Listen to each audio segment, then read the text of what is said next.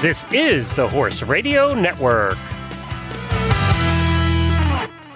This is episode 114 of the Healthy Critters Radio on the Horse Radio Network. Healthy Critters Radio is brought to you by BioStar US. Find them online at biostarus.com. On today's show, we discuss when to shoe and when not to shoe a horse. Tigipedia focuses on the differences between electrolyte supplements, table salt, and sea salt. In Critter Nutrition, we look at Lyme's disease. And in Coffee Klatch, we ask, if your dog could give you advice, what would he or she tell you? Listen in.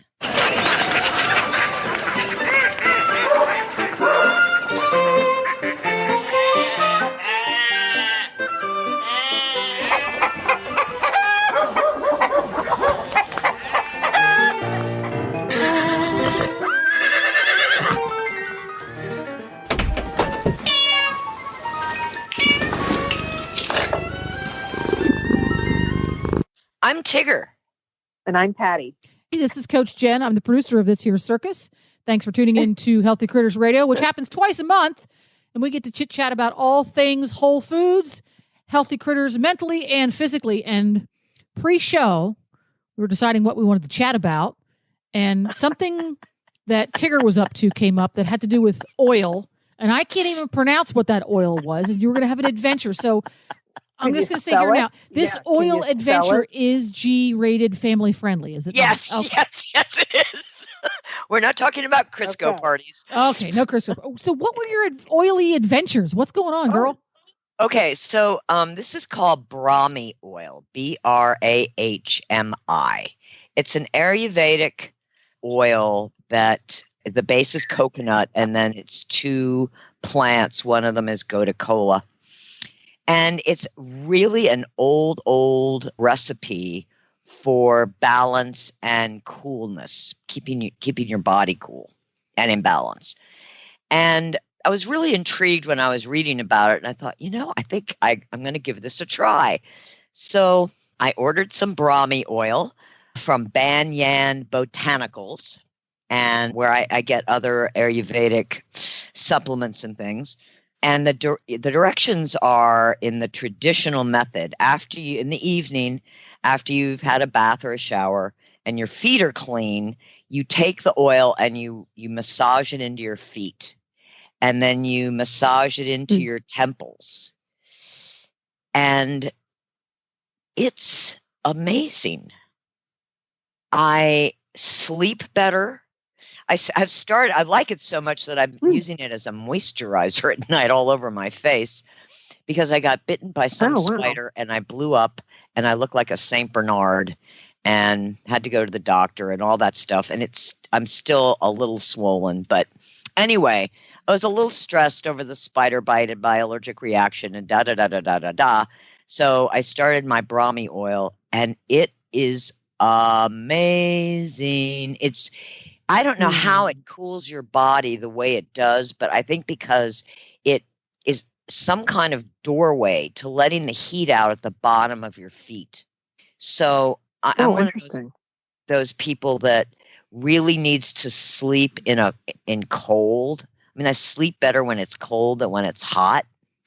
And I have slept great. The other thing I learned as a sleeping tip in the hot weather from Ayurveda is to sleep on your right side, because that opens up your left nostril, which the left side is the moon, and the moon is cooling energy. So, interesting. Yeah, so I curl up and start off on the right and do my Brahmi oil on my feet and then my face. And, I wake up feeling really good. And maybe part of it is that sort of little self-care, rubbing the oil into your feet. It is just a little bit of taking care of yourself in a way and putting your intention into that. Maybe it would be the same if I used, sesame oil. Crisco. But no. So I have a question. So do you put it on the tops of your feet, on the bottoms of your feet? All over, bottom, top.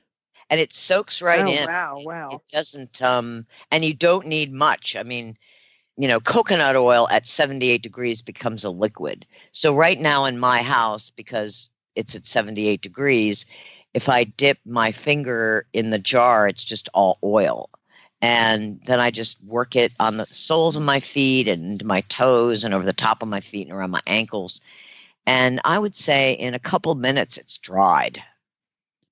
So if you use, I was just thinking about that going, okay, you use a little too much and you go to stand up to walk across the bedroom and zing, splat.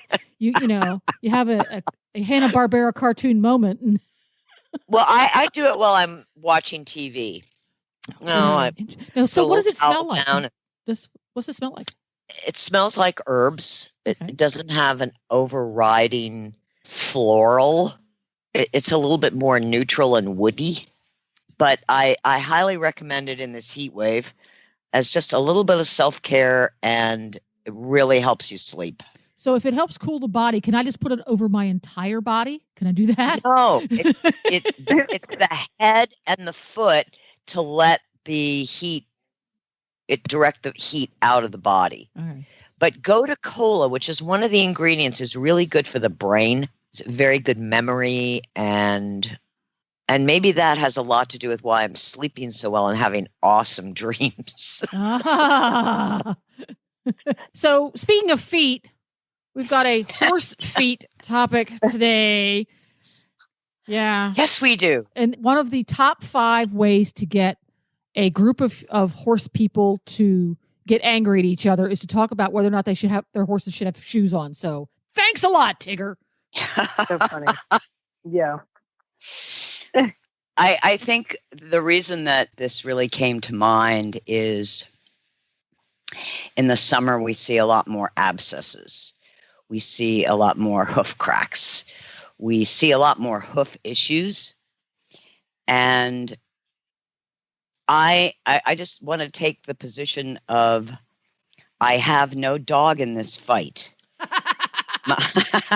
My position is if you could see behind the scenes right now, everybody, you would know why we're laughing, but continue. Yeah, too soon, man. Too soon. I do think to shoe or not to shoe is up to the individual horse. And it's not a blanket, all horses should be barefoot or all horses should be shod. I don't fall into either one of those camps. I fall into what's best for that individual horse.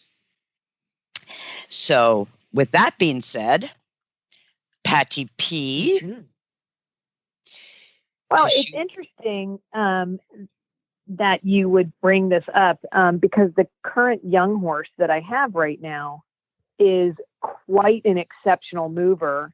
He's 4 years old, but he doesn't have shoes on. And my farrier who keeps telling me, he's like, and it's a real big deal here, which at first, when I first moved to this part of Texas, I was, wondering about this, but a lot of the farriers just don't like to put hind shoes on.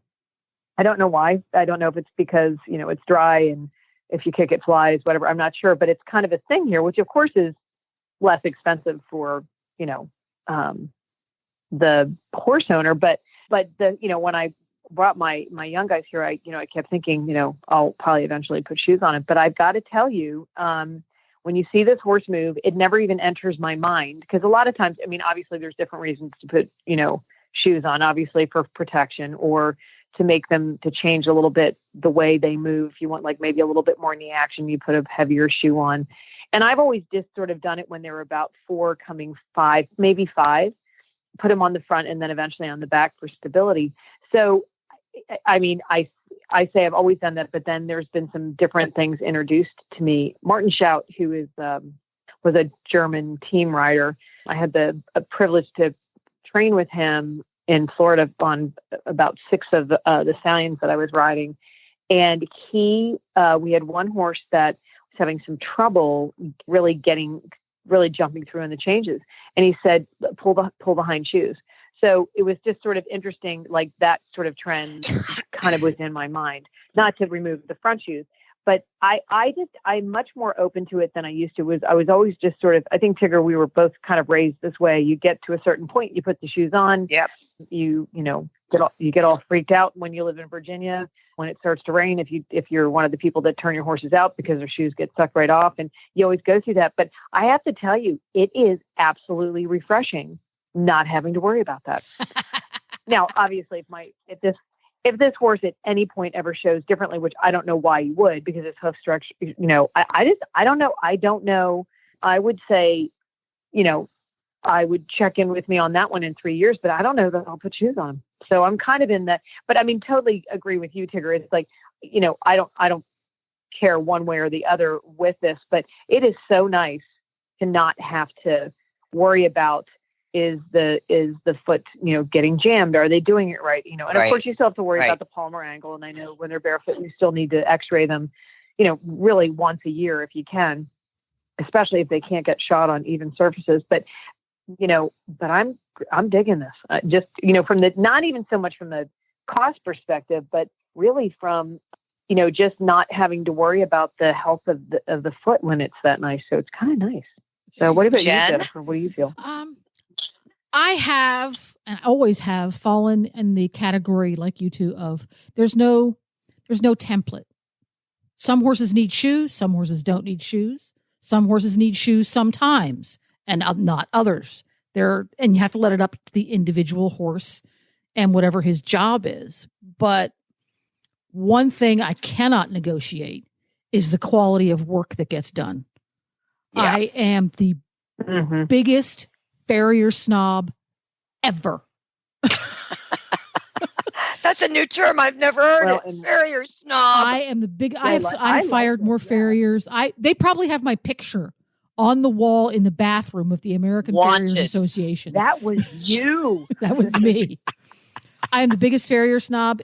I don't care what you're doing. If you're trimming the feet of an old retiree that barely moves 10 steps a day, or you are putting a new set of shoes on the American Pharaoh, if it's not done to exacting and precise standards, you're getting a boot.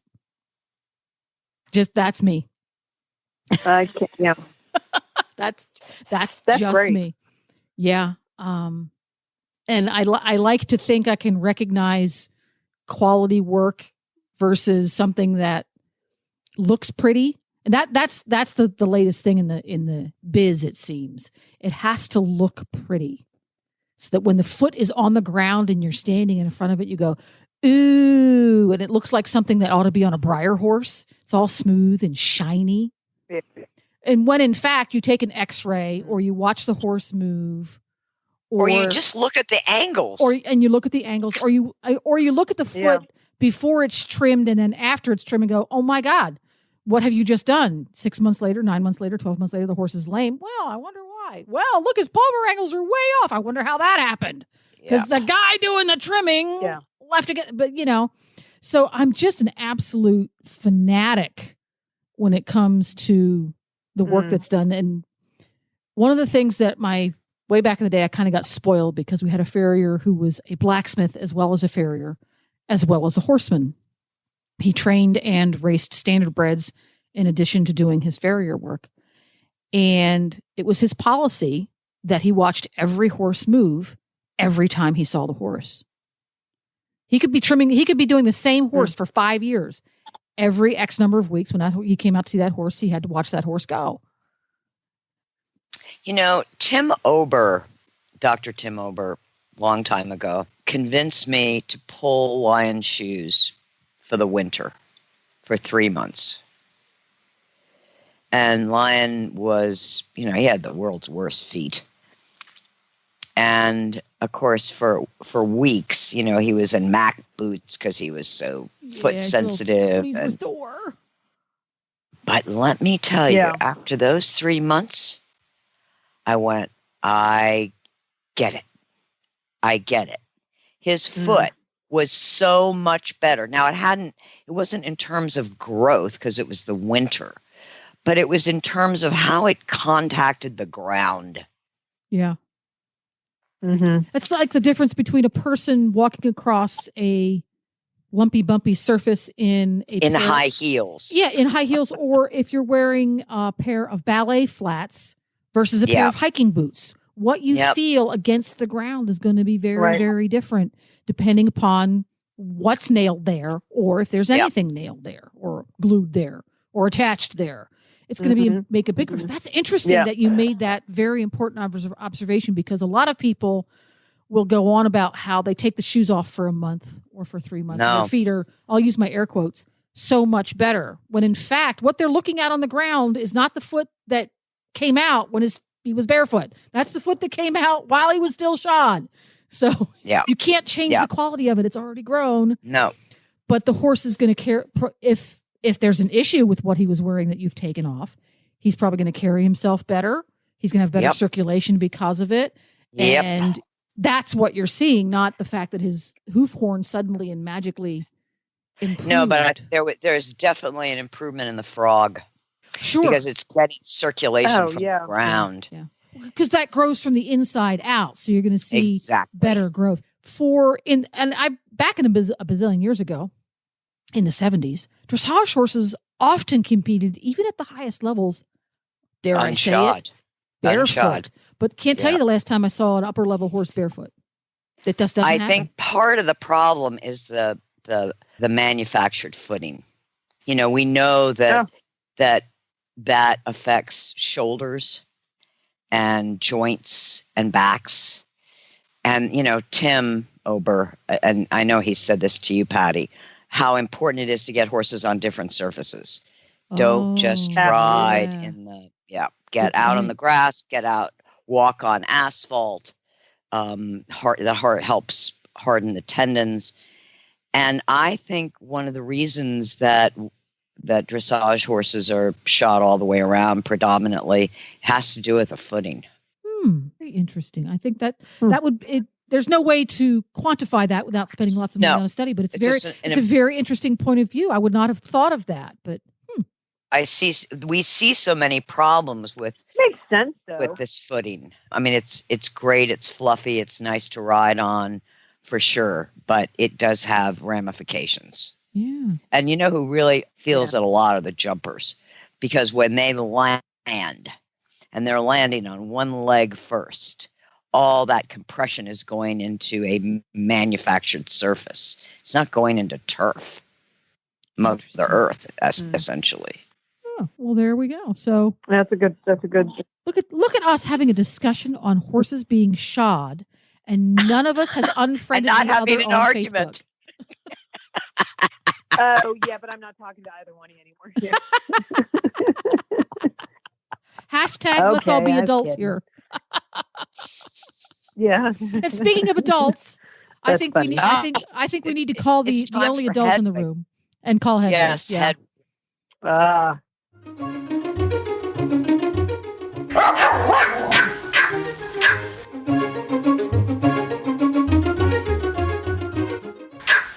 Hello. Hetty. Hello, everybody in Pod World. I am here today. This is Hedwig, as you, I'm sure, are aware. I am here today to introduce you to my new sister, who is neither really my sister nor that new, but she's a slow learner, so just be patient, eh? And she is a small Pomeranian who came from another puppy mill, different one than mine, but came from the same puppy mill as Peas Blossom. They joined our family 3 months ago or so, and they were in a bit of a state, maybe we could say. They were biters, pretty fierce biters, and you couldn't touch them, and they were covered in fleas. They were disgusting, and they were so scared. But now they have learned about the ice cream and the cheese and the peanut butter and the spoiling. And so they've pretty much entered our realm. But I wanted you to meet Mustard Tea because he's so funny. So funny. Okay, here she is. Are you ready? We're ready. Mustard Tea, you have to come by the radio. Oh no. What's that? Is it wonton? Parenthesis. in her language, wonton is good. This is because she likes to eat wonton. So the whole world is divided. Wonton, not wonton. End parenthesis. Yes, little friend, this is good. Wonton. Okay. Wonton. I'm creeping forth on my tiny, adorable feet. Okay. Yes. What? What now? What to do? I'm going to ask you questions. Do try to keep up. Okay. Right. What questions? What questions? I'm very fierce, you know. Yes, well, I wanted to ask about your ferocity because one of the things that has most impressed me is your willingness to play with my gator toy. And all of my listeners will remember that I so wanted an alligator. I just wanted my own alligator, and then it came, and I was scared out of my mind. So how do you do it? I stand on it, and then I grab its face with my teeth, and then I make it go squeak, squeak, squeak, squeak. That's how I do it. But how did you know that it wouldn't harm you? You're a 7-pound, what do you call yourself again? Oh, gargasquid, right? Because you're a gargoyle and you can get out of anywhere. So you're also a squid. So you're a gargasquid. You're a 7-pound gargasquid standing on an alligator, biting its face. Don't you feel like that might be a little risky? No. I'm so fierce. I'm fiercey fierce. That's how I'm just so tough. I'm so tough. I'm 7 pounds of pure ferocity. It's me. Don't touch me. Wait, what's that? A plant? Oh, God. I have to go. Where's my squeaky toy? Well, there you go. You can see what it's like here. It's like a roller coaster of emotions every day. But she's charming, and I think we'll be hearing more from her as she gets more normal. I'll be holding my breath, won't you? Well, I'm sure you will guide her into Hetty World. Yeah, I'm doing my best. She's a complete loon. Good job, Hetty. Thank you. Good job, Hetty.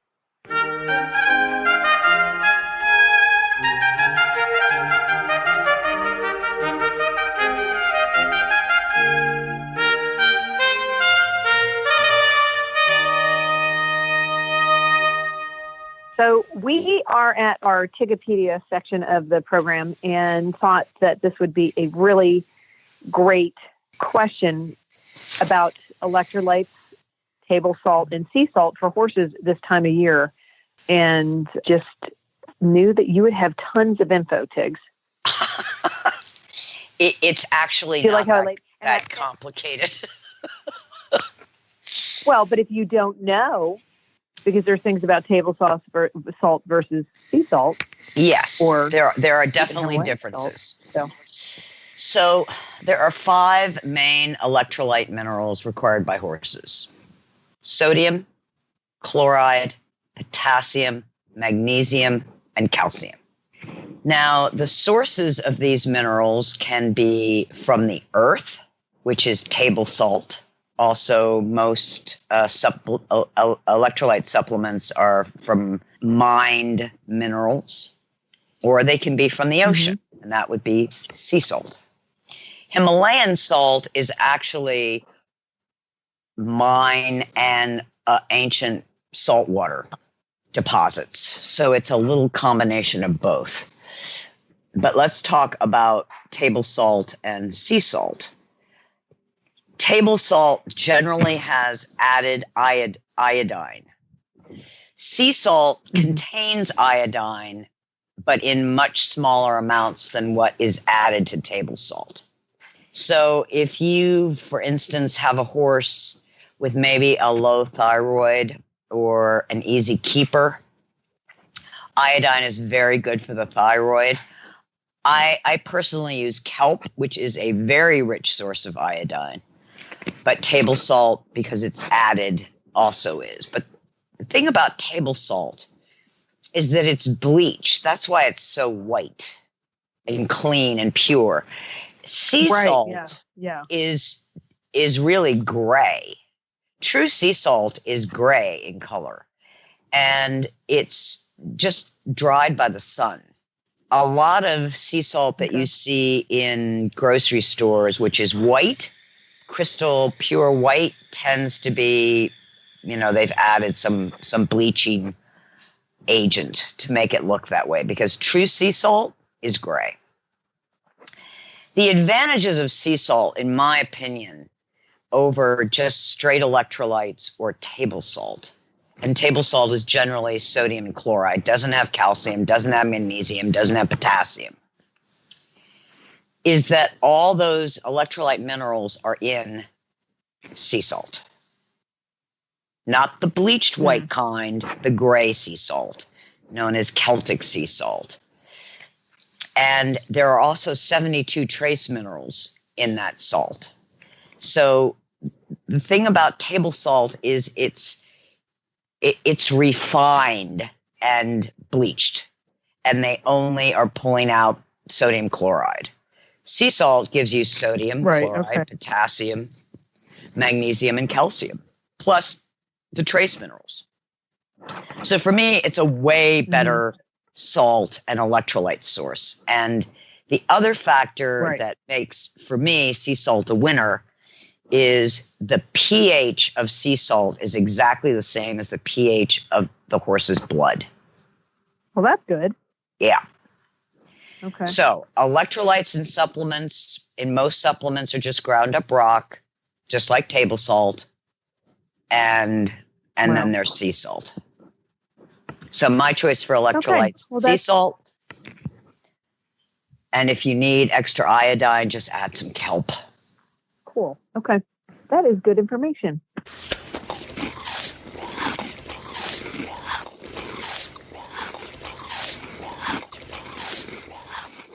So here we are in Career Nutrition, and today we're going to talk about trees, mice, and Lyme's disease. 2 researchers in the Hudson River Valley have identified an early warning system for Lyme disease. They can predict how many cases there will be a year in advance by looking at one key measurement: count the white-footed mice the year before. Mice are highly efficient transmitters of Lyme's. They infect up to 95% of ticks that feed on them. Mice are responsible for infection, the majority of ticks carrying Lyme in the Northeast.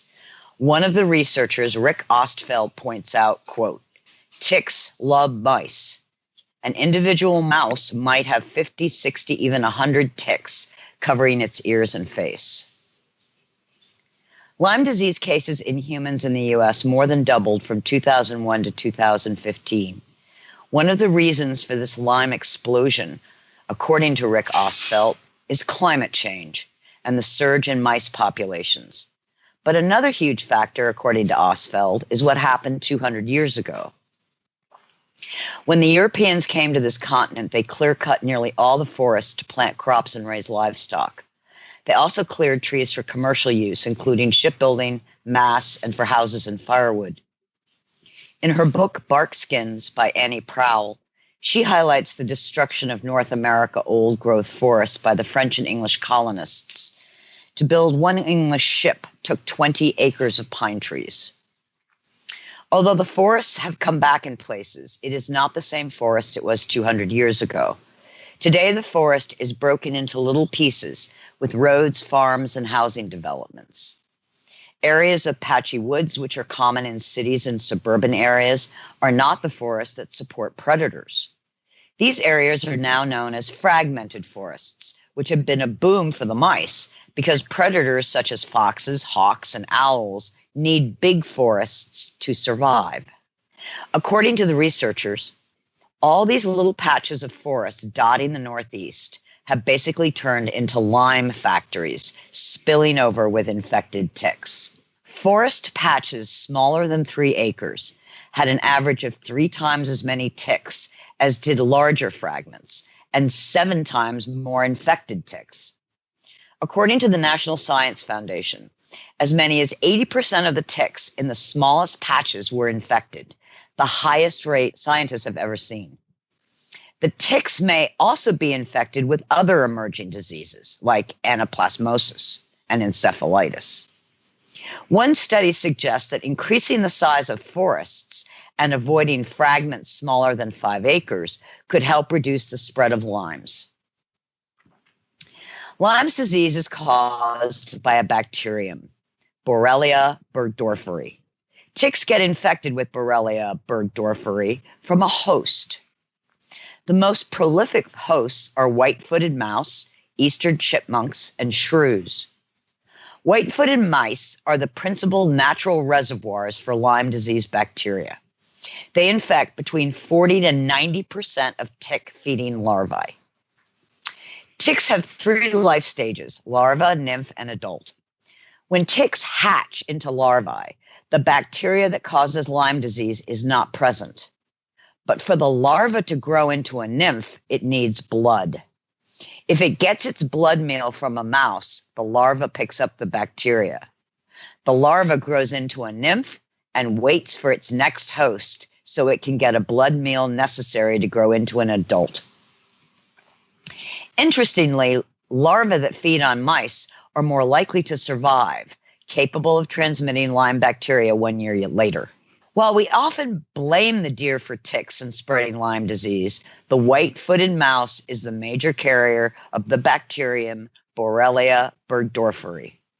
A study published in the Proceedings of the National Academy of Sciences, 2012, looked at 4 states with a high prevalence of the disease: Minnesota, Wisconsin, Pennsylvania, and Virginia. Where there were fewer foxes, there were higher numbers of Lyme disease. The researchers also looked at coyotes, who have tended to displace foxes. Where there are more coyotes, the fox population falls, which means an increase in more white-footed mice. What was once called the deer tick is now known as the black-legged tick. When the tick was called a deer tick, it perpetuated a false belief that deer alone are responsible for Lyme disease. Scientists have warned that in areas where deer have been hunted, these areas have larger number of ticks looking for a new host in the absence of deer. This leaves humans and dogs and horses more vulnerable. When the deer population is reduced by as much as 86% or as low as 9 deer per square mile, the tick numbers do not decline. Remember, deer don't transmit the Lyme bacterium to ticks. The white-footed mice do. Chickens are excellent tick eaters. Guinea hens are even better than chickens, but they are very noisy and ridiculously independent. Chickens attract foxes, especially when the foxes get tired of eating white-footed mice. Check your horse's mane and tail, as well as head, throat latch, belly, fetlocks, and under the tail. Protecting dogs from ticks. I've tried the Seresto collar. It worked well for about 4 months. My dogs are in and out of water, so it is not surprising that the Seresto collar, which is supposed to last 8 months, only worked for half that time on my dogs. I have found that Frontline no longer works, and evidently this is true for a lot of dogs in New England. Customers have told me that Advanix 2 works well as a topical, but I still keep going back to Seresto every year. Dogs Naturally magazine suggests adding apple cider vinegar to the dog's water bowl during tick season. Apple cider vinegar increases acidity of the blood pH, making it less attractive to both fleas and ticks. Add 2 tablespoons of apple cider vinegar, the brand Bragg's with the mother, once or twice per day. And of course, deticking your dog is essential. If your dog or horse is getting treated for Lyme disease with antibiotics as doxy or minocycline, it is important to support the immune system and the GI tract. This is a case for bovine colostrum with the PRPs that regulate the thymus gland, which is the master of the immune system. Immune support is very important for animals and humans who contact Lyme. Providing active live probiotics is essential in maintaining a balance of healthy microorganisms in the gut. Make sure you don't give probiotics at the same time you give antibiotics. Separate the probiotics by several hours from the administration of the antibiotics. When the course of antibiotics is over, give an additional 2-week course of probiotics. Don't forget the bananas. Bananas are a wonderful prebiotic food for the gut microorganisms. Giving a couple of slices of banana to your dog when the dog is being treated for Lyme is a great way to support the existing colonies in the GI tract. For horses, give 1 whole banana without the peel. The 2020 Lyme forecast for this year, according to Dr. Ostfeld, is he expects it to be an average or slightly below average year for ticks. The acorn signal for next year, though, is very clear. Quote, last year was a huge acorn year, so we would expect 2021 to be a really bad Lyme year. Real horses and real dogs are healthier, perform better, and recover more quickly on real food. That's why BioStar empowers horse and canine owners with 100% whole food nutrition, supplements, and feeding programs. BioStar products are made at their own certified non-GMO facility in Gordonsville, Virginia, using real food ingredients that are raw, freeze-dried, or dehydrated, never cooked, and are free from artificial flavors, colors, soy, corn, wheat, and molasses. The BioStar product line includes a wide range of whole food, horse and dog supplements, treats, and unique artisan poultices that embrace the ancient and traditional uses of clay and plants. Visit biostarus.com today and learn about whole foods and canine and equine nutrition so you can make the best decisions about the care and health of your horses and dogs. That's biostarus.com. Whole food nutrition the way nature intended.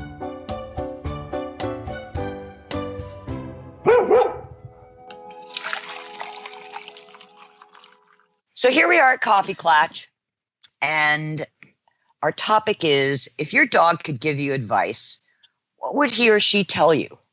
Patty P, what would your dogs tell you?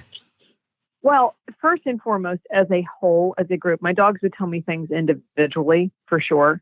But as a whole, I think that they think that I should give them more treats, which is kind of interesting because I feel like I give them a lot of treats, but I feel like they really would like they would like more they would like me to be more present and be able to give them more treats more continuously.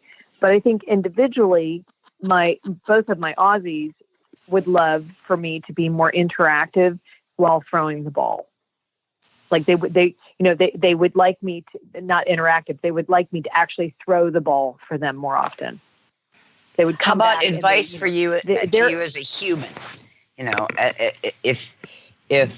if they could tell you a helpful hint, that would improve your stay